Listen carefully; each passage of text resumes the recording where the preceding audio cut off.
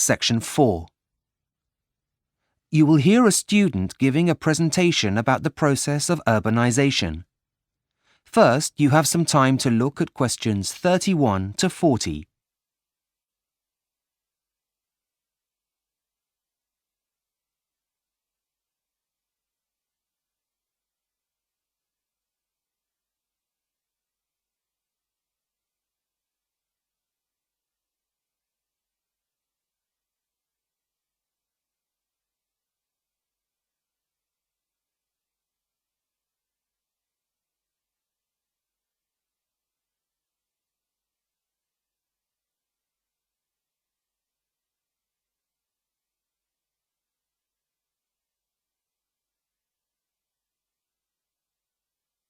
Now listen carefully and answer questions 31 to 40.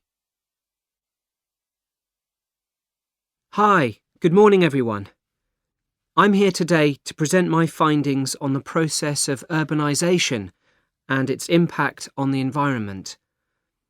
As you know, urbanisation involves the movement of people from the countryside to the cities. As this process continues, the cities of the world continue to grow. I will demonstrate how this growth is eating away at the planet's most fertile land. My research has focused on 2 studies that looked at land use in the United States. These have shown that since its independence, only 3% of all land in the United States has been built on.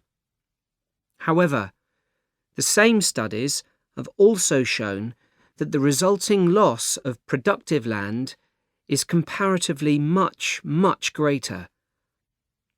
This isn't so much of a problem in America, as it has a relatively low ratio of people to land. However, most other countries are not so blessed, the impact of which could have dire consequences for the future. The real danger here is if this pattern were to be repeated by developing countries, it could have a major effect on the world's food supplies in the next 50 years. In order to reach this conclusion, several research methods were adopted. A group of scientists in the United States used a weather satellite that normally maps moonlit cloud cover at night. However, on nights when there were no clouds, they used the satellite to map the generation of heat from city lights. They then took the data and divided land use into 3 categories: urban, semi-urban, and non-urban land use. Next, they calculated how active the vegetation is in each region by using different satellites. When they combined this information with previous statistics and weather conditions, they came up with a number for total productivity for all areas.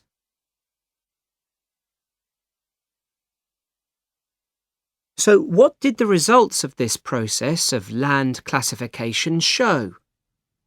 Well, firstly, they proved that although only a tiny percentage of the land in the United States is urbanized, and 29% of land is used for agricultural purposes, the land which has been built on actually has the best soils.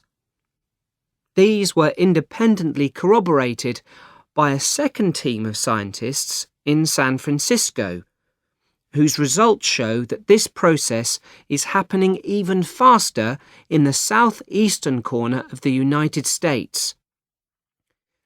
This means that land that is extremely productive from an agricultural point of view is being taken over by lawns, golf courses, and a few scattered trees. As a direct result of urbanization, the researchers in San Francisco calculated that every year 91 million tons of plants are lost in the US. So what does this mean for the future? Well, I have come up with some of my own ideas for practical solutions.